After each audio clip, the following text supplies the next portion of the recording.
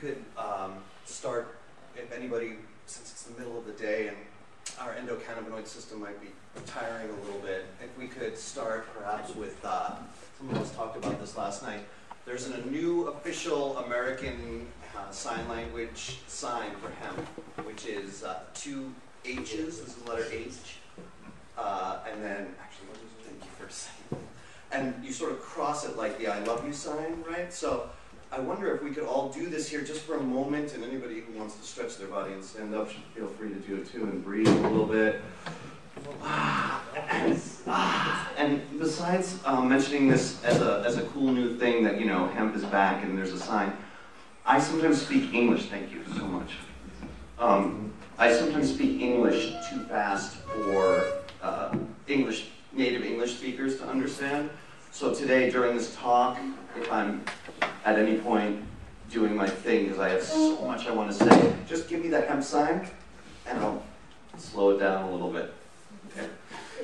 So, I cannot really thank the organizers of this event enough. I've learned from the first second I arrived so much, and what's particularly interesting to me is so many of us being plopped here far away from our homes and finding that we've come to similar modes and ideas and theories for a way to progress with hemp and cannabis independently. And I think from a scientific perspective, that's a valuable and interesting dynamic.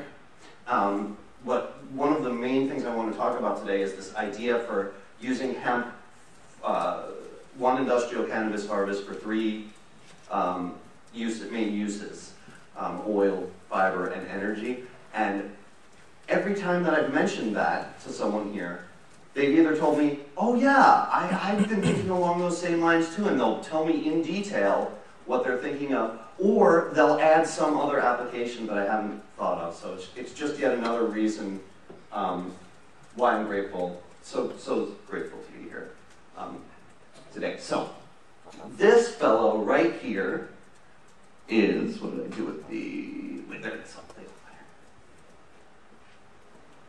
this fellow here is named Ryan Laughlin, and he's a bit of a hero. Last year in Colorado, he planted 60 acres of hemp before we had landmark legislative changes that I'm talking about.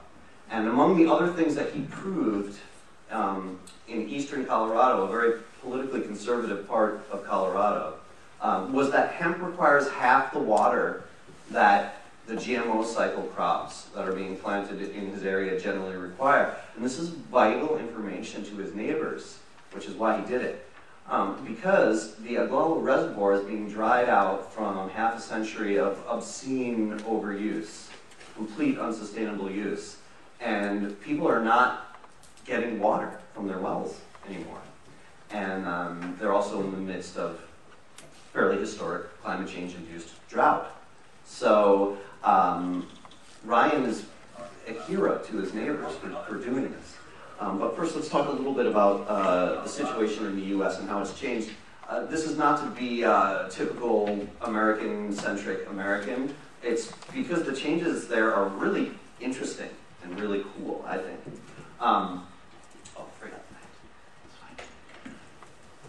In many respects, in North America, this was the biggest year for hemp in 12,000 years.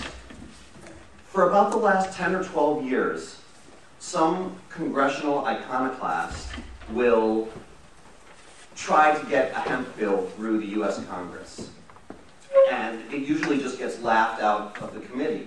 You know, they don't even take it seriously at all. And then all of a sudden, I'm about 2 years into hemp research, just because it seemed important. All of a sudden, I wake up, and 1 minute, the Senate's taking it seriously, and the other body, the U.S. House, starts taking it seriously. And then it happens. It happens that hemp cultivation, for research purposes to start, is actually in our massive farm bill. This is one of these gigantic pieces of legislation that includes billions of dollars of subsidies for corn industry, those kind of bills. It's our big farm bill. It's one of these must-pass bills. you can't veto it. The president can't veto it. And both houses of Congress approved hemp legislation out of nowhere. There was no sign on the radar screen that that last year was going to be different than any other year. And it just kind of adds to the sense of magic that seems to pervade when we're talking about this plant and what it can mean for humanity. Before I temper that with my scientific analysis of where that magic might derive, I just want to say that Paula, in the efforts that she made to get me here, and this is a part of a bigger thanks to all of the organizers, but specifically Paula, she told me she was so not nervous when I didn't know if I could come until a few days ago. She was not concerned at all because she said, it's all magic, you'll get here. So I just would like to make an official nomination for the future of this Congress, that Paula's perhaps official title could be Director of Magic or something like that for the World Hemp Congress. But to temper that, are you guys familiar with the phrase woo-woo? When something is woo-woo, in the States, we mean it's a little bit too new agey or mystical or magical for the rigorousness that journalism demands. So this is my theory on how to make all this magic sound scientific and not so magical and mystical. Humans have been evolving with this plant now for at least 10,000 years. There's some evidence it might be a little bit further than that in Taiwan. So I think one of the earlier speakers mentioned this. Michael Pollan, the author, in fact, if you haven't read his book, The Botany of Desire, and his another great book is called The Omnivore's Dilemma. These are two great books about food, bodies, and health.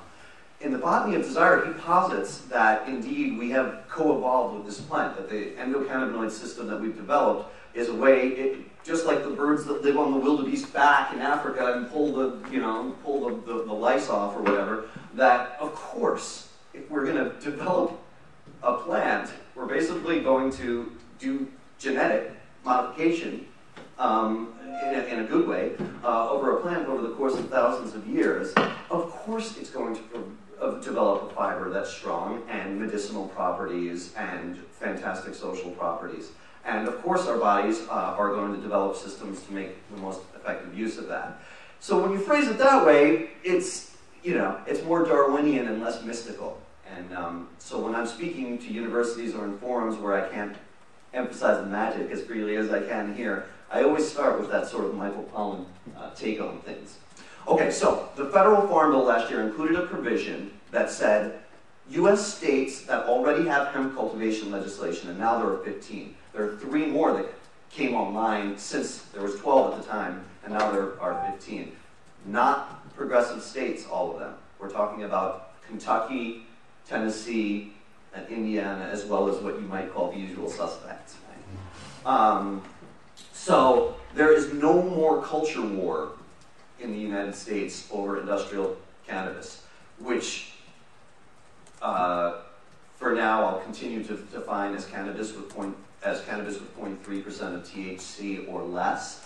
But some of the conversations that I've been having here have been instructive to me. Last night at the farm we were talking about how actually to only include effectively no THC cannabis might be having a negative impact on issues like fiber strength and consistency. So we may be oversimplifying by going that way. In the U.S., though, the image that I was coming to last night, in the U.S., especially with conservatives in our South, it's like when you hold your hand out to the rabbit with a carrot, and it's just trusts you enough to just nibble the carrot. So we can't now say, oh, forget about those THC limits, just trust us, no one's going to smoke it. Because we have to be playing this, I don't want to say game, we have to be placating law enforcement concerns that kids might raid a farm or something like that. Anyway, so 15 states are allowed to cultivate, but only for research purposes, not for commercial purposes. Colorado is the only state thus far that has gone further than that. Not afraid to flaunt federal law. In the U.S., this is probably true in many countries and people who are here, but federal law is the law of the land, and no state or local laws can contravene federal law. Federal law always trumps it. So Colorado says, we don't care, and their agriculture department, under a Republican administration, that's our more conservative party, if you believe there's really more than one party,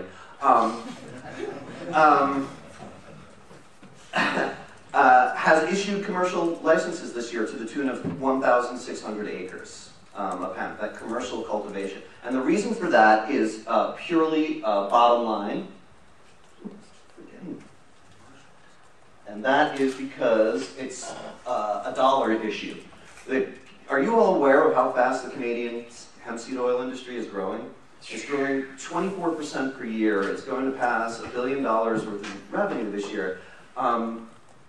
If the last 24 hours have reminded me of anything, it's that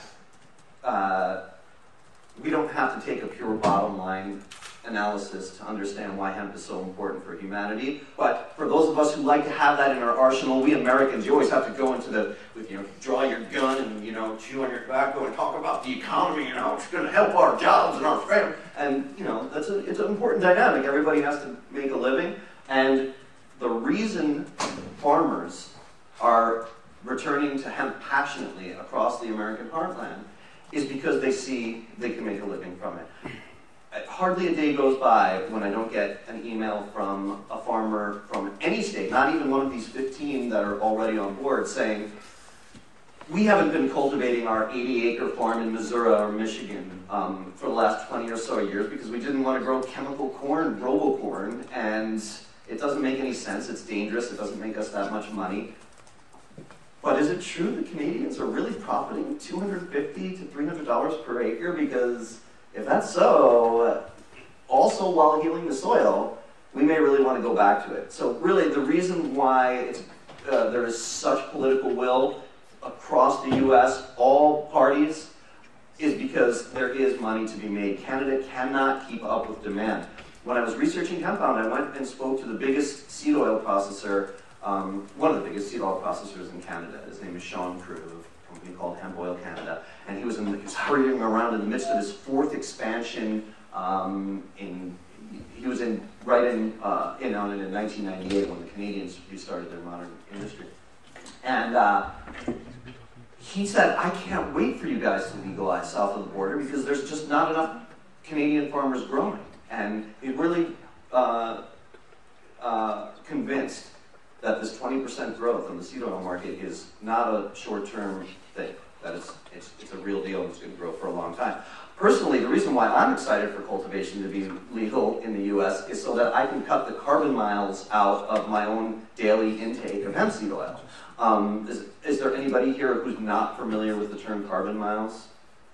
Everybody knows. Okay, so carbon miles are the secret embodied petroleum or coal or whatever that are embedded in a product that you use. So if I'm in the States and I'm eating an apple from New Zealand, I'm eating 12,000 miles of transport or whatever it is.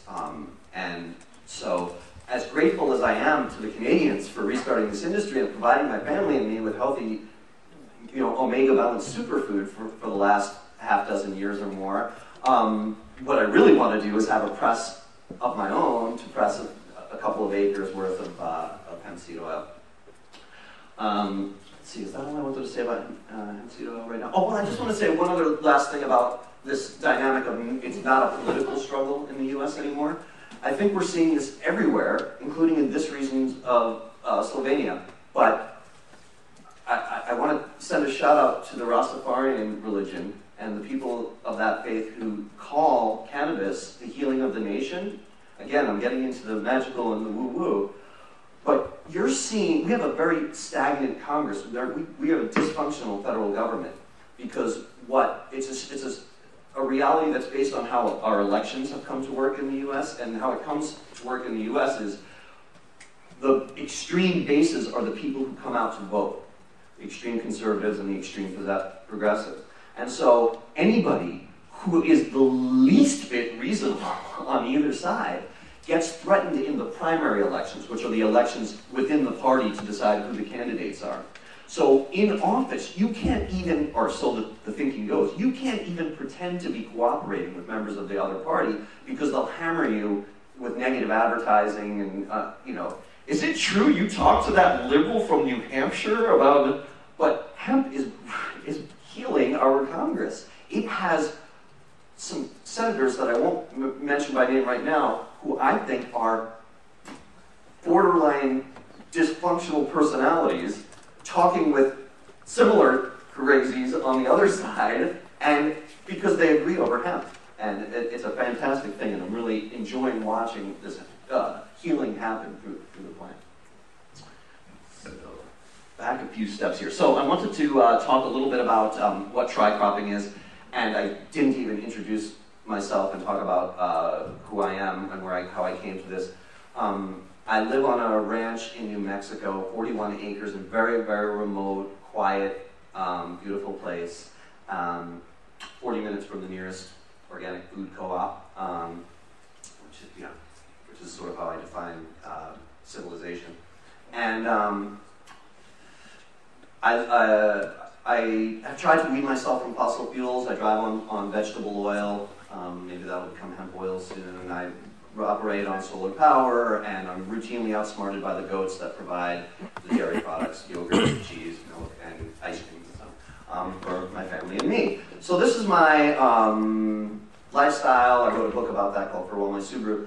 And then one day, a couple of years ago, instead of the hummingbird wings outside my window that wake me up every morning, it was like a military assault. Hundreds of cars in the creek bed where it's normally just coyotes and deer, automatic weapons, guys in earpieces, helicopters overhead, and such is the paranoia of the current era in which I live. I am patriotic about the U.S. I think that the U.S. has been a really terrific experiment going back a couple of hundred years, but we're in one of these backward steps phases right now, for sure, with the Patriot Act and the nightmarish buffoons who ran the country during the post-2001 era.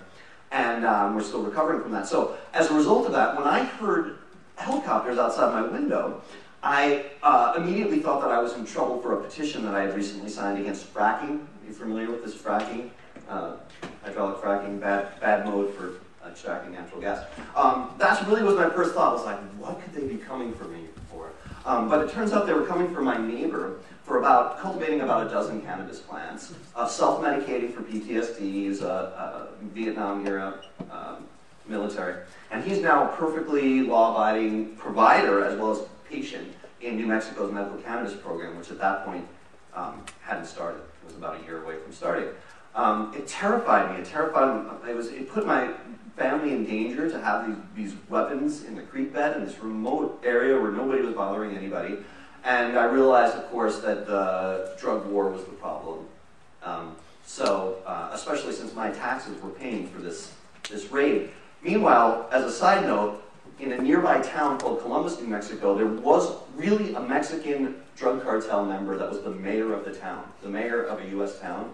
He was in the cartel, and his job was supplying easily acquired American firearms to Mexico to facilitate the now 50,000 plus people that have been killed in Mexico, basically in the war on cannabis as well.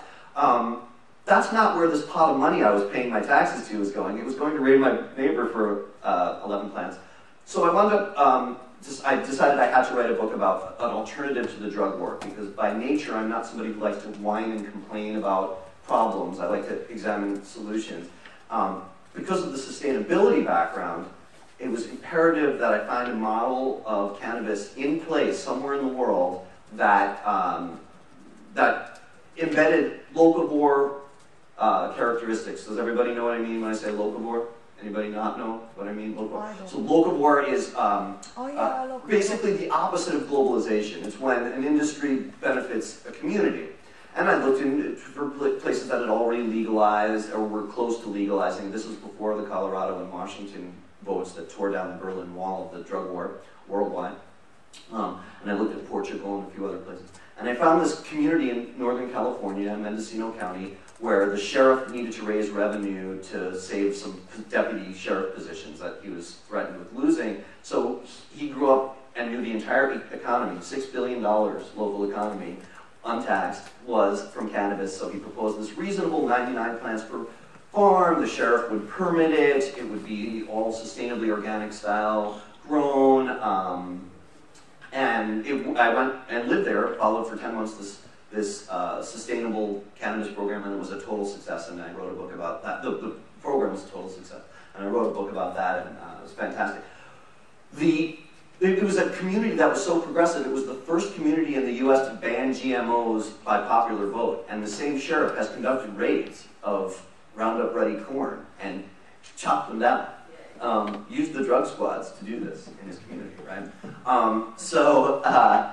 It's a place so, I like to think of Mendocino as a place so progressive that if it were any more progressive and liberal, it would be clothing optional in the supermarket. You know what I mean? The farmers there, in addition to cultivating, were thinking about ways that they could process in one place, process in one facility, to have quality control, testing for cannabinoids, making sure there's no molds, making payroll more safe, because today they hire people off the street to do their flower trimming and pay them in cash. It's a very unsafe mode. So I'm watching this and noticing that after the flower trimming, they're going to have these, in their proposed centralized flower trimming facility, these piles of stalks, piles of cellulose. And I started asking questions about it, and they thought, yeah, maybe next generation, once we get the ball rolling, we could do something with energy with these stalks, with the cellulose. And that's why I wrote Hemp Bound, because hemp's per acre biomass yield is so famously high. There's waste biomass when you're finished processing the hemp. So I spent the last 2 years researching that, and that was the long route to get to the tri-cropping I want to talk about. But I also wanted to mention something about this community. We were talking last night that 2 or 3 years ago, in forming the World Hemp Congress, the ministry and the local entertainers, they perhaps were interested, and I don't want to say anything wrong, so jump in here, but maybe a little scared about even the prospect of publicly supporting hemp here. And we all saw yesterday, and just 2 or 3 years later, how different the attitude is from an official local perspective here. Next year, I don't doubt it'll be the mayor or someone, or the minister, someone official like that, cutting the ribbon on the Congress. You've done such a terrific job here in making this happen, but I mention it because it's not just in the States where the sea change in policy is really happening. Okay, so, tri-cropping, very simply, about the size of basketball and soccer fields outside the school here, a facility that size, community-owned in a region in any country, a county-wide facility or a province-wide facility where farmers will bring their hemp harvest, and there will be processing for seed oil, fiber applications, and energy from a biomass process called gasification. So we'll talk about each of those ones here real quickly. So when I realized that we're going to have all this cellulose, the first idea that came to mind was ethanol, because we Americans drive so much and everybody wants to keep that mode of going to the gas station going as long as they can, while we hopefully transition to other things like solar or, God forbid, biking. So I thought ethanol, because that looks at the gas pump just like what you're doing now.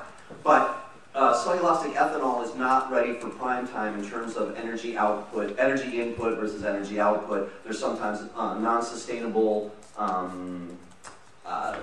catalysts and enzymes that have to be added. And I looked a little bit at what Brazil's doing. It takes an awful lot of money to get a facility going, and I realized that wasn't the way to go. So I thought maybe biodiesel. We don't have an awful lot of diesel saturation in the US, not like Europe, but our trucking fleet, our fairly massive trucking fleet, was diesel. So a friend of mine got some canola, cultivar, omega superfood, 20 gallons imported from Canada, and had his friend process it into a biodiesel processor, process it into biodiesel, and then he gave me a ride in it in this 1979 Mercedes that was once owned, he said, by Ferdinand Marcos, the Philippine dictator. And it's all sheepskin inside. I was able to do my yoga and my stretching in there. It was such a big truck. It was such a big vehicle. Anyway, he drove me around on this, on biodiesel, and it was fantastic. It worked. But interestingly, the processor said that the lignin chains, the very connections in the oil that make hemp such a superfood, actually make it a little bit harder to process for biodiesel. And so therefore, again, not quite ready for prime time. We could theoretically develop oil cultivars that, that are more applicable to biodiesel, but what I really came to in the end was the energy from hemp that would most easily be done today. This is always, when I'm starting my books, this is always what I'm thinking is, it's great to sort of theorize on what we'd like to see, but what can I show on the ground today that's possible? And biomass gasification is a relatively carbon-friendly process, combustion, high heat anaerobic combustion process, that is bestowing energy independence on entire communities in a few places in Europe. Folks might know about Feldheim, Germany, has gotten a lot of press, but there are also places in Austria where it's happening. But Feldheim, Germany has good publicists, and you can go to their webpage and look at what they've done, which has turned 30% unemployment into basically zero by putting everybody to work processing the farm waste from the community through gasification. So I thought it's not the only mode. There's a lot of other ways that we can derive energy from hemp, and we can talk about those. But for one leg of this tri-cropping that I want to see in every farming community, especially every hemp community around the world, I think gasification is a good start because the units are modular.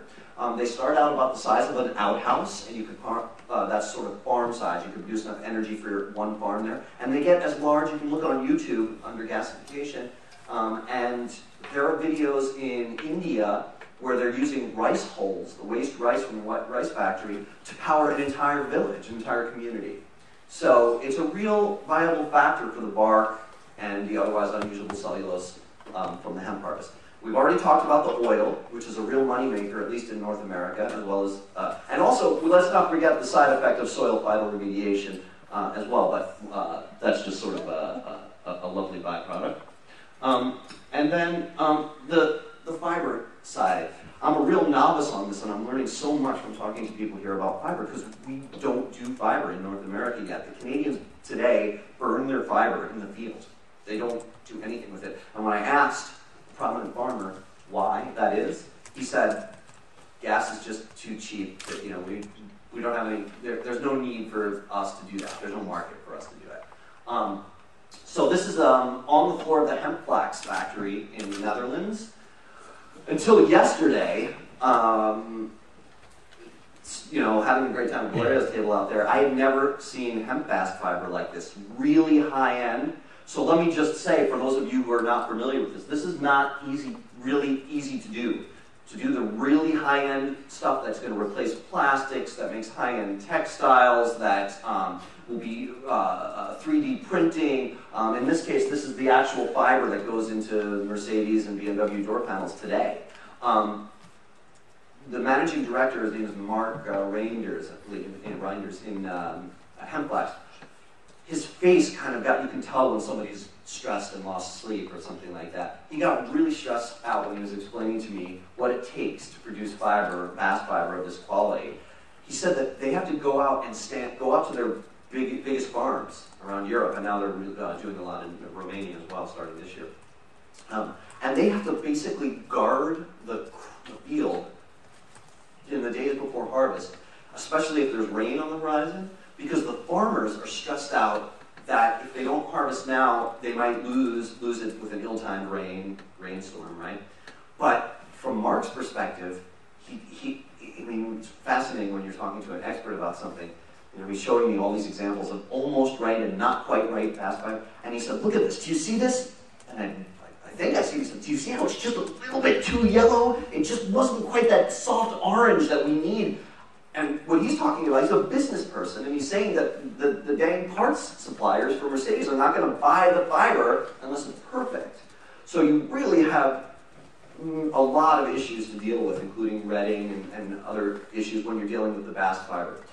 Of course, when you're dealing with the herd, it's a little bit less rocket science. If you want to make your first fiber app in your tri-cropping more towards construction, let's say.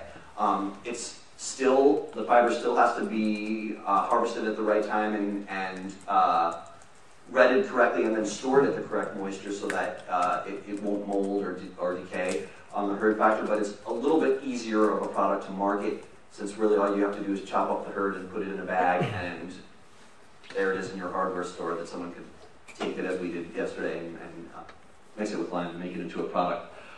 So in the States especially, we're infants on the fiber side and we have a lot to learn on that side of things. Those are the three sides. There's one thing I want to say about hempcrete. It outperforms fiberglass insulation in the States. We call this R value. Do you have this here, or is it something? It's basically the insulating value of the fiber. U value? Okay. So this was a study at the University of Manitoba that I went to, and it was very, very simple. A freezing Manitoba winter, and half the house insulated with conventional poison crap, and half of it with hempcrete, and guess which was winning? The study's not published yet, but it outperformed the fiberglass insulation. It's also very mold resistant in tropical places. It's termite resistant as well, and as we saw yesterday, it's pretty easy and quick to mix with and to work with. I was surprised to learn that the very airiness and the sort of lightness of it is what makes it such a great insulator. The air in between the molecules is what provides the insulating quality, and you also don't have to heat it up as you have to with other building materials, so it's more carbon friendly even on the building site. Cost effectiveness, it's slightly more effective than today's, slightly more expensive than today's conventional construction at the moment in many places because of the fact you have to import the herd. Once you reduce that, right from the start, it's more cost effective. But Ian Pritchett, who is one of the bigger hemp building guys in Europe and based in Britain, recently the Marks and Spencer department store out of hempcrete.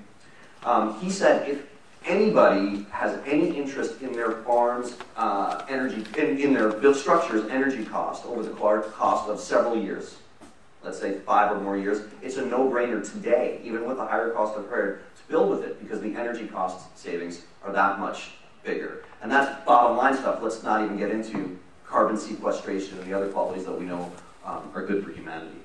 This is kind of cool. This is a prototype entire tractor body made of hemp, sealed with hemp oil. So all these toxic, nightmarish chemicals we can eliminate from the supply chain, right? And it's in field testing right now, this Canadian tractor. So we'll be hearing more about that.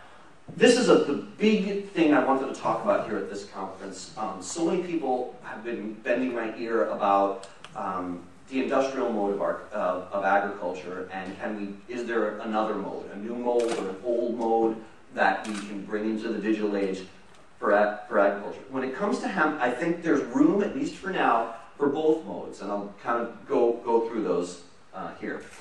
Ryan Laughlin's farm, the fellow I talked about at the beginning, it's a 1,200-acre, multi-generational family farm that receives big federal subsidies to grow, unhealthy stuff. And that's another reason Ryan, in my view, is a bit of a hero, because he was putting those subsidies at risk. He could have gotten raided by the DEA. I'd just like to ask this, are there any DEA agents here today? Show of hands. DEA agents? Cool. 1, 2, good.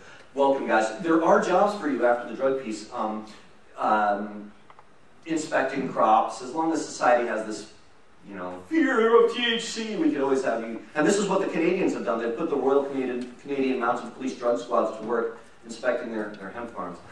My other question, and these are the people I'm a little bit really more scared of, are there any big ag GMO company secret police here today? No. Thank God, because those are the folks whose model we have to change. One of the most important things Canada did in 1998 when it started its modern hemp industry is right from the beginning, they prophylactically banned genetically modified hemp. You can't grow it. And it doesn't exist yet. And I noticed, was it here? Is it in Slovenia where just recently it was allowed, right? There's no real industry here. It's just starting, but already they said, don't worry about it. GMOs are fine. So obviously you guys have a little bit of work to do. But I think if the U.S., whenever I lobby in the US, I always lobby the lobbyists, the full-time hemp guys that are talking to the politicians every day. We have to get what the Canadians have in, because once genetically modified hemp is banned, all genetically modified cannabis is banned, you go to the Canadian agriculture page, and they have a spreadsheet for every crop that's legal to grow in Canada. And unfortunately, this is the world we live in every crop there's one line, pesticides and herbicides. And for most every crop, there's a list, what you can use, or recent changes, this one's now allowed, this one's not allowed. That always worries me. It's like, oh really, that one's not allowed anymore? So what if I was eating those soybeans for the last 24 years or whatever? And this is, by the way, true of vaccines as well. 1/2 of the child vaccines that were on the market in 1996 are banned today. Just thought I'd mention that. Under the Canadian hemp line, Canadian agriculture hemp line, it says under pesticides and herbicides, none needed. So there's more to this, when you really talk to real farmers, there's more to the story than that, of course. There's a boll weevil of some kind that sometimes goes after Canadian hemp, and they use stuff. If it's an organic farm, they use stuff to get rid of it. Another reason it's really important to eat organic hemp seed oil is because Canadian farmers who grow genetically modified crops are using hemp as a bridge crop to heal their soil in between damaging crops, and because they're still getting that big money for the hemp harvest. It's a short season and they can do both, grains and hemp. So if you're not eating organic hemp in North America, there's a good chance it's sucking up bad shit from the soil, from genetically modified crops, right?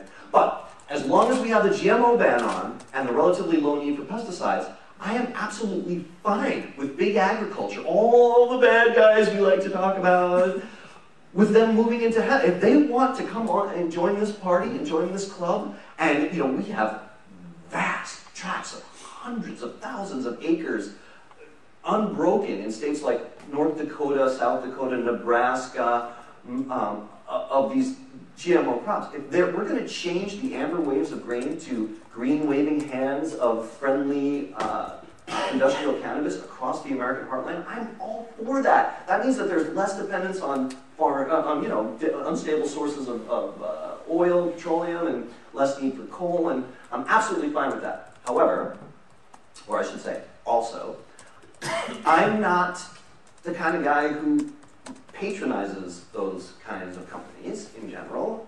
As a consumer, I'm sure many of us here recognize that we have a lot of power with our own pocketbook. And so I like to, in the tri-cropping model, I like to stress the idea that it can be something that can help communities flourish on a more regional, micro level.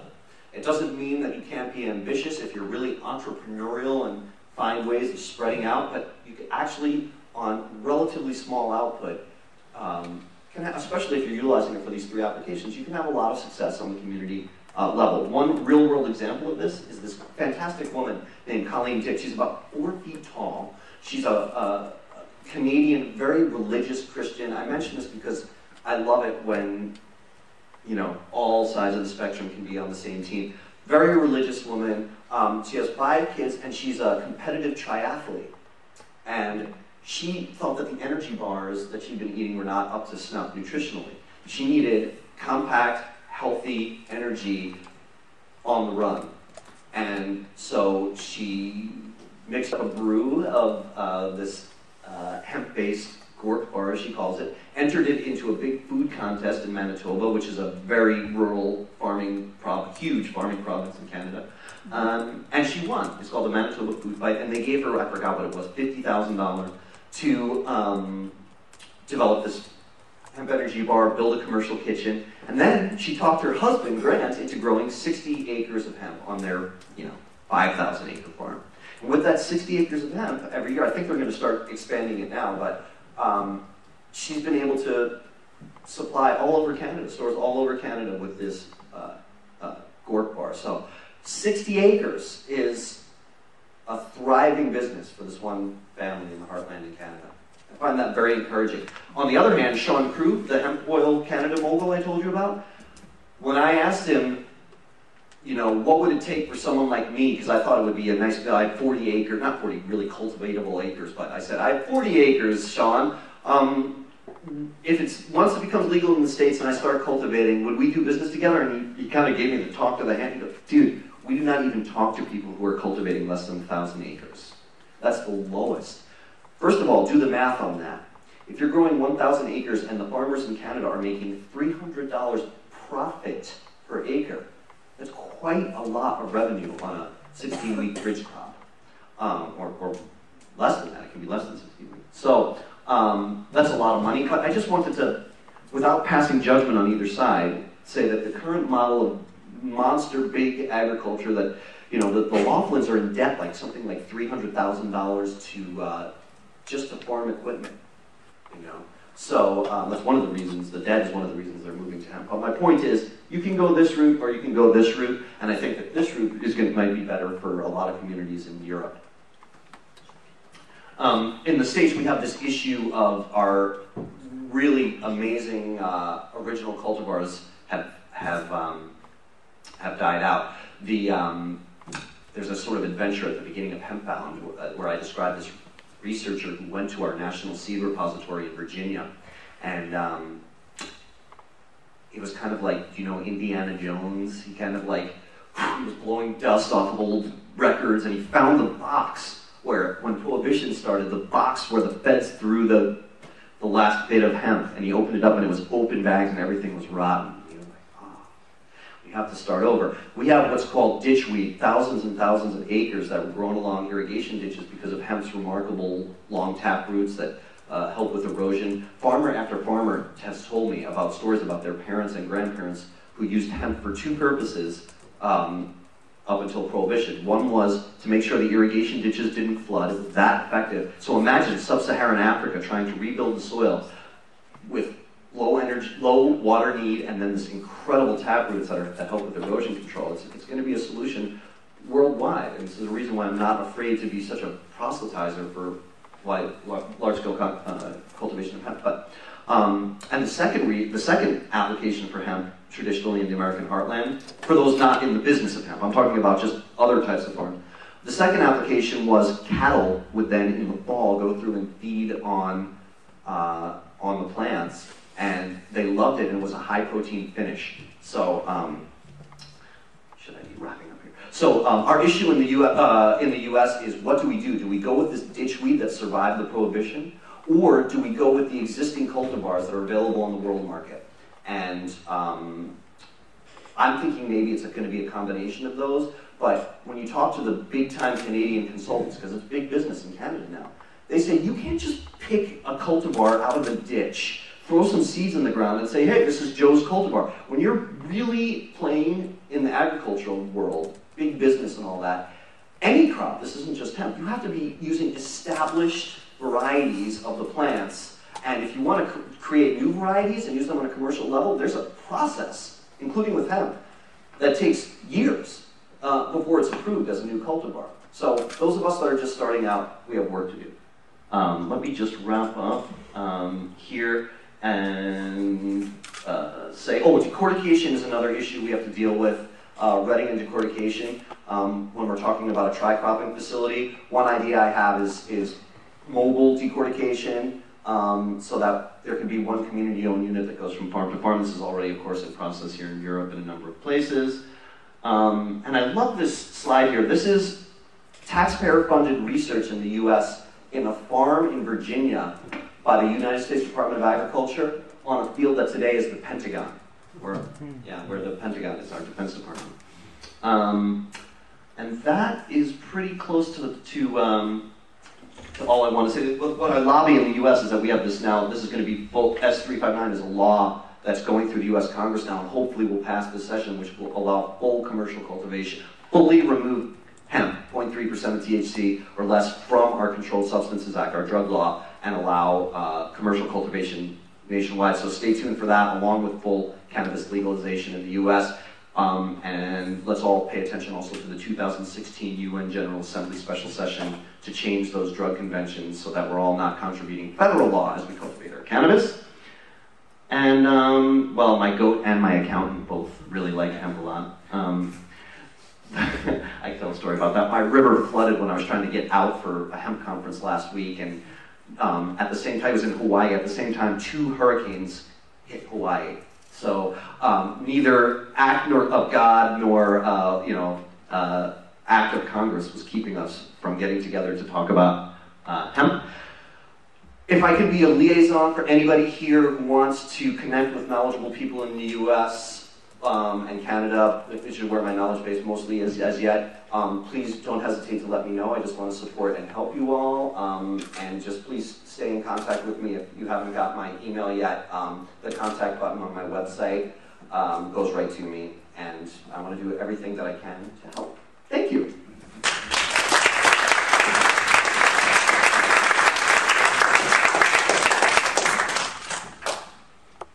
Thank you, Mr. Fine. Any questions, anybody?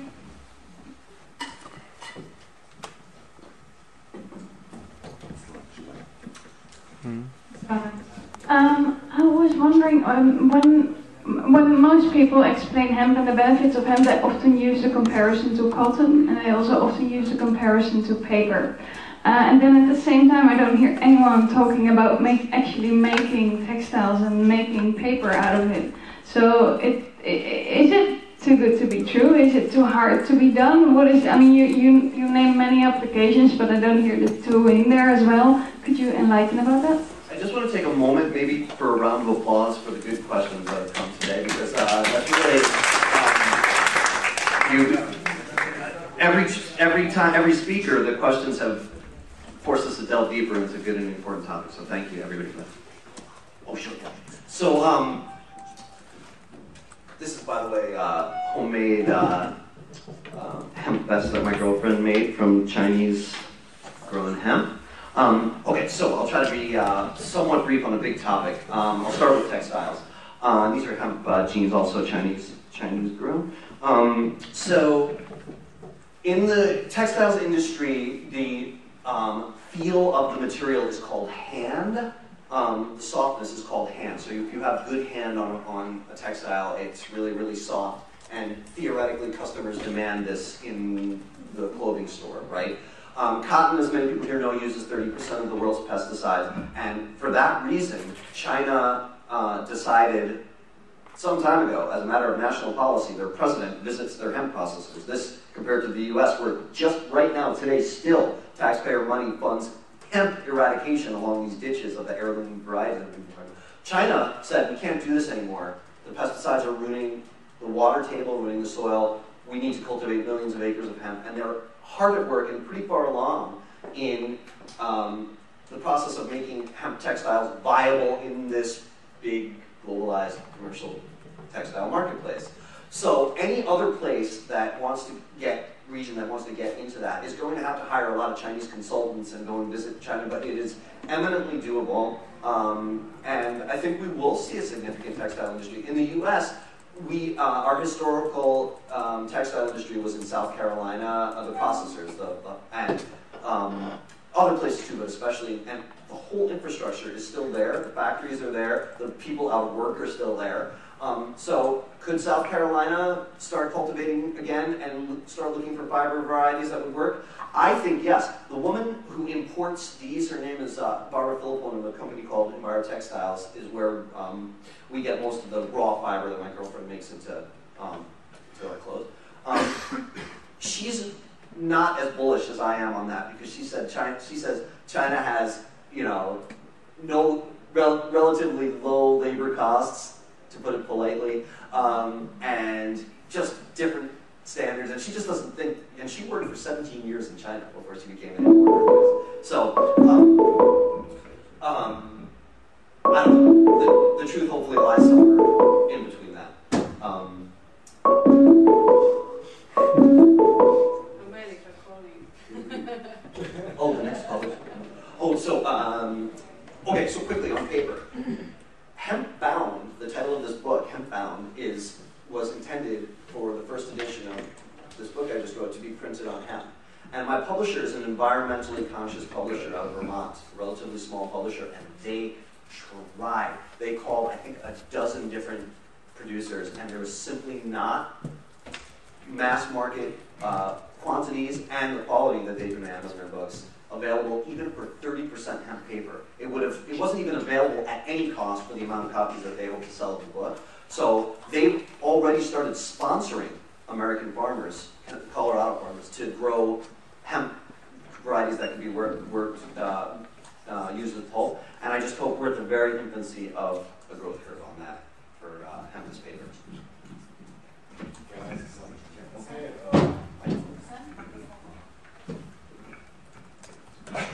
Thank you. Okay, I just wanted to say one more thing to fulfill your database. You were talking about the doors of the Mercedes that are made of hemp.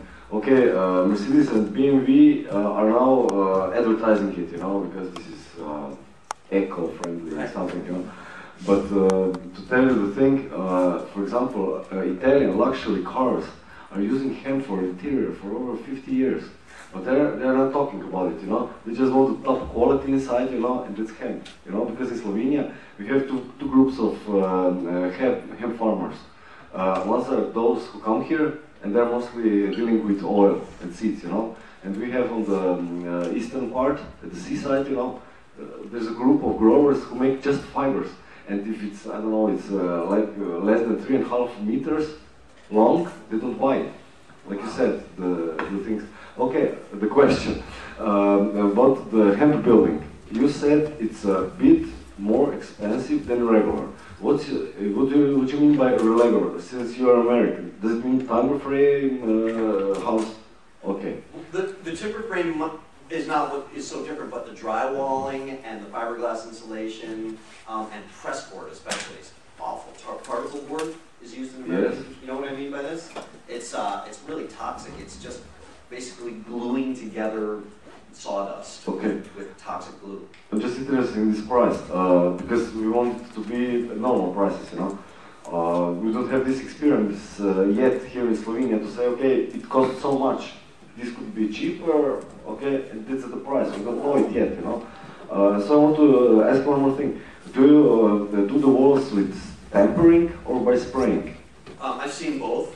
I've looked at some houses, and also, you know, at the Composites Innovation Center in Canada, it's a government private industry joint venture.